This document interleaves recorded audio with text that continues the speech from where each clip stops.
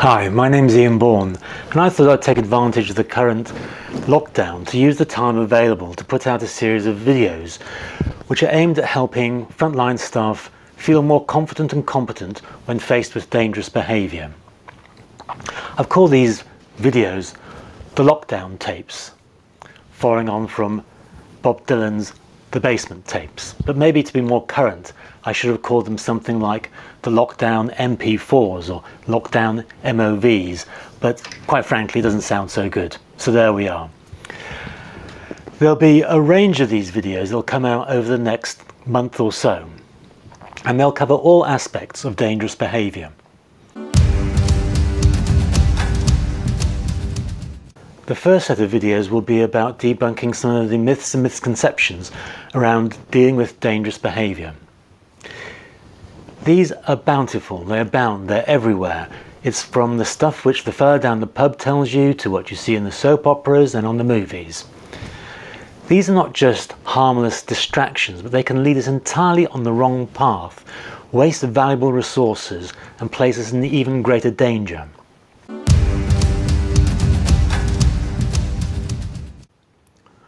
From there we'll be looking at how the brain operates during a fast-flowing, violent or dangerous encounter. This may seem like a strange place to go when violence may seem to be all about power and force and strength and a very visceral experience and perhaps the least cerebral experience you could imagine. And yet everything that we do is mediated through our brain. And we need to understand how that operates so that we can work alongside it to best effect during the crisis and don't waste our energies on pointless activities. Next up, we'll look at a relatively new area of psychology called rapid cognition. This is the science of making snap judgments. Now, quite clearly, when faced with danger, things will move very fast and we may not have the time to think, and we have to make a judgment in a snap. The problem with that is, how do we know we're making an accurate snap judgment? In this video we'll explore that in greater detail. We'll also have a look at the role of gut feelings and intuition, and to what extent these play an important and valuable part in our management of aggressive behaviour. Having debunked some myths, having understood something about how our brain works, having learned how to make accurate snap judgments, we now need to know what do we need to apply these snap judgments to. And in this particular set of videos we're going to look at what drives the behaviour forward. Now we can look at all kinds of things, the history of a person, their background, their size, their reactivity. We could look at all the things that you find in models like the general aggression model. Many factors come into it, but we want to know the one which is going to make the difference. And what makes the difference is not why the person behaves like this, but what drives that behaviour second by second. If we can change the driver, we might change the behaviour, or at least the direction or the slant of that behaviour. So in this series of videos we're going to look at the drivers, the moment by moment, instant drivers of that behaviour. There are 3 of these, and we'll explore them in such a way that you'll be able to spot them in an instant. Now you may well be asking yourself at this point, how is it possible that listening to videos of an old and balding man talk about dangerous behaviour, how is that going to energise my body and my confidence in such a way that when I'm faced with danger I have the skills right then and there to get it right first time off? It's a valid question. Well, one of the reasons is I don't need to coach you through all of this, because most of the stuff that you need to know you can do already. I just need you to harness what you're already able to do. And this leads us into understanding something about how our bodies are hardwired. And in this particular video we'll be looking at the autonomic nervous system to help guide us through this process. Of course, drivers of aggression are not the whole story.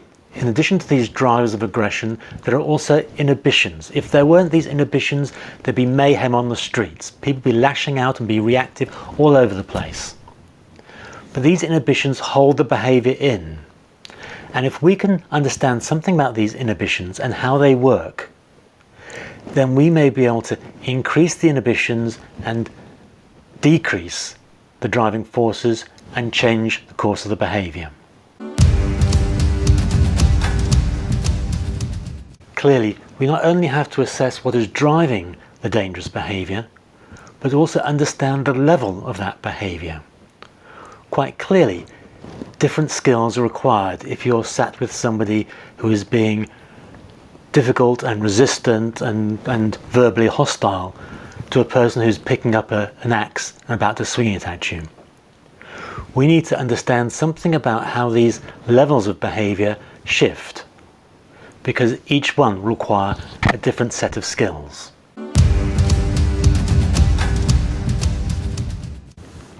Having learned something about different levels of dangerousness, we now have to equip ourselves with the skills to assess the level of risk. And this comes in many different forms, and in this video we'll be looking at different types of risk assessment.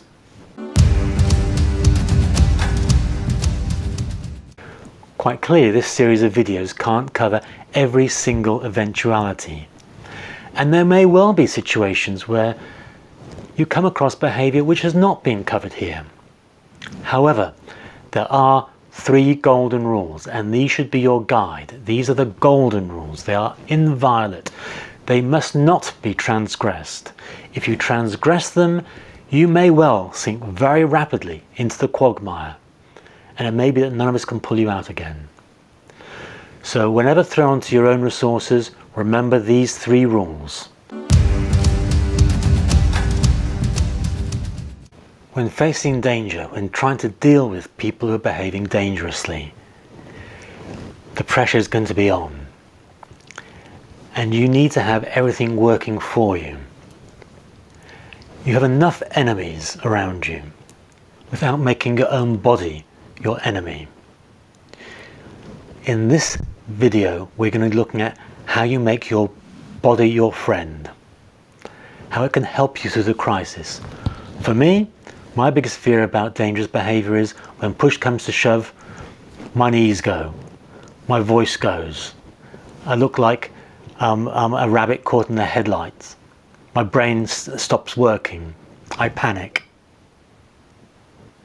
We need to find a way in that crisis, with very little time available, how to make our body our friend, for it to help us and for us not to fear ourselves. And that is the focus of this particular video.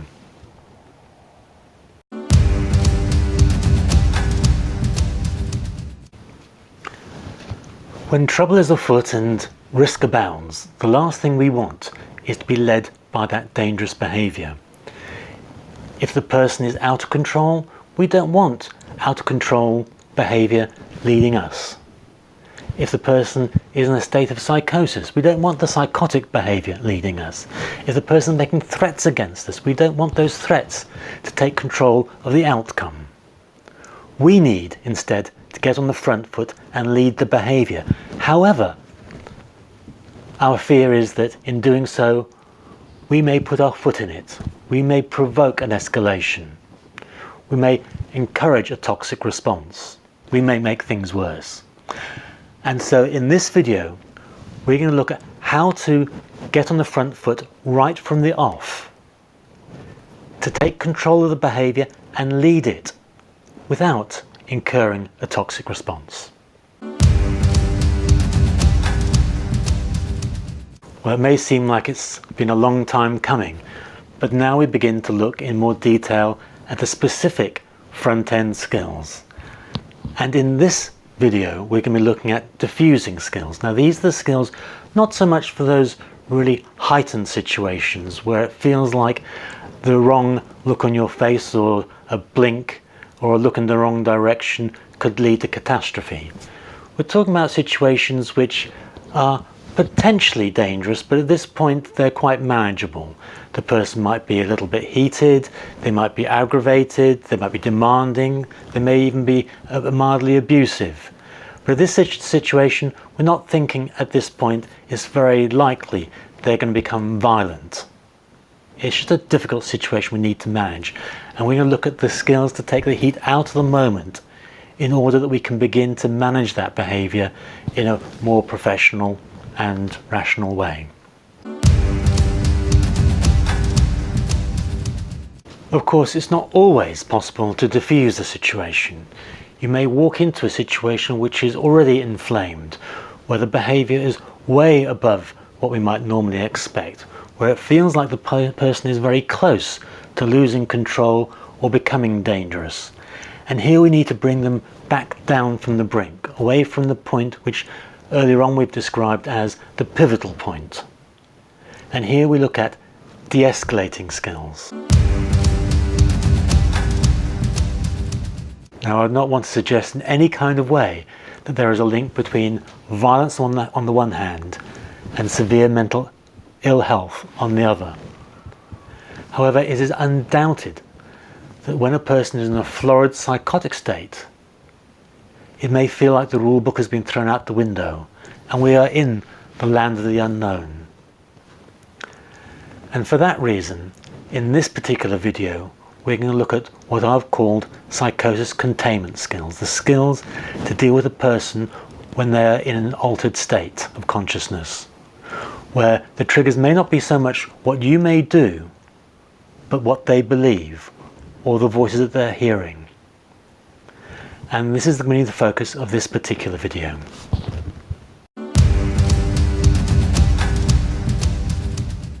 Up until this point, we've been looking at how to prevent a situation becoming violent, prevent it from going out of control, bringing it back and away from danger. However, there are some circumstances which do become dangerous, where things start happening so fast and are so out of control that we have no time to think, no margin of error, and the consequence of getting it wrong would be catastrophic. And to deal with those situations, we're now going to explore a new set of skills called rapid reaction skills. These are skills almost like a drill which you engage in when suddenly the behaviour flares up and goes out of control. There will be situations where it's not as simple as I am trying to deal with another person's behaviour, or you're not trying to deal with that person's behaviour, but there may be more than one of us. There may be other professionals about trying to resolve the situation. There may be other colleagues there. There may be a team member there. And one of my big fears would be that whatever I might do might tread on their toes, and whatever they do may take us off in a direction that I feel is wholly inappropriate. And so the question is, how can we collaborate with one another in a crisis? And that is the focus of this particular video. Of course, there are times when you will be lone working or maybe working away from your base. And for these situations, we need to pay attention not only to the formal risk assessments, but to be able to make rapid and dynamic risk assessments as situations change. We also have to be able to have at our fingertips a whole range of tools that we could use to help us manage those situations where it may not be possible to immediately call on support or help from others. And that is the focus of this particular video.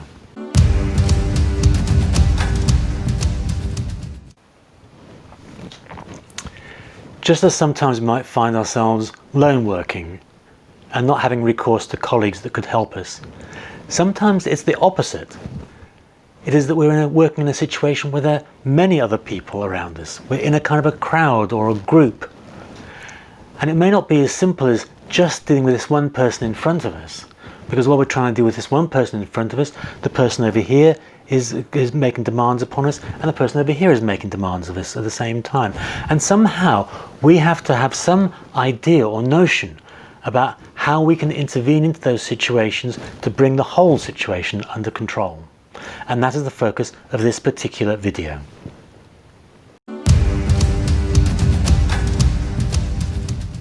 Throughout this series of videos, I've been presenting dangerous behaviour not so much as a physical encounter, but as a psychological duel, with the idea that if we can understand something about the rules of that psychological duel, we may be able to guide it towards a better outcome.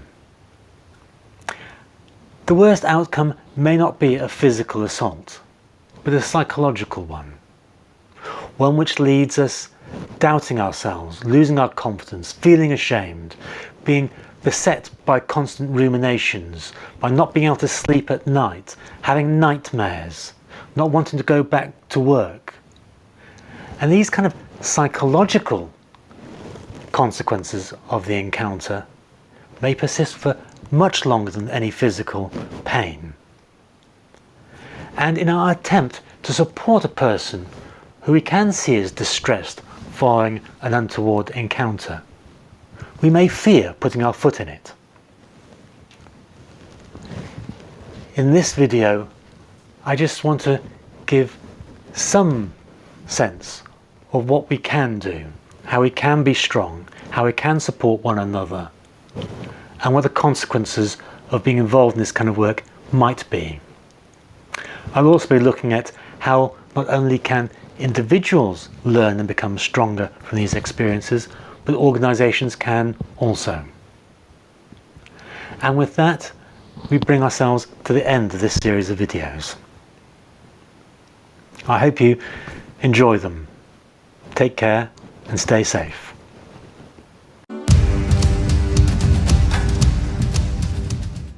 Well, thank you for putting up with me. I hope if you managed to watch any of these videos, you find them interesting and illuminating, but above all else, practically useful. If you're interested in exploring this further, there are training options available both on live and in classroom settings. Both forms of this are highly dramatized and obviously much more interactive than a video. If on the other hand, you have had enough of my face and would rather read more about this, then I would recommend, obviously, my book, Facing Danger in the Helping Professions by the Open University Press. It's available at facingdanger.com, and also the Kindle version is available via Amazon. Whichever way you choose to go, all I can say, I wish you well and stay safe. Thank you.